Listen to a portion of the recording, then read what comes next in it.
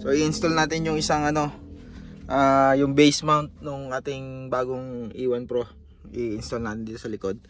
Ito ikakabit natin yung electrostatic. So wala akong paglalagyan ng phone. Hindi ko pwede siyang isabit so hindi natin makikita. So ayan. So ayan, na-install na natin yung yung base mount. Ayan. So ngayon i-install natin tong mismong itong ating yung mismong module. So ganun magiging itsura niya mga lodi. Ayan. So i-ano lang natin. Ayan. I think yan na yung optimal position. So ganyan siya kalaki. Medyo hindi siya stilt kasi medyo mahaba. Pero anyway, saktuhan lang naman siya. Hindi naman siya matatamaan ng kung ano man. Ayan.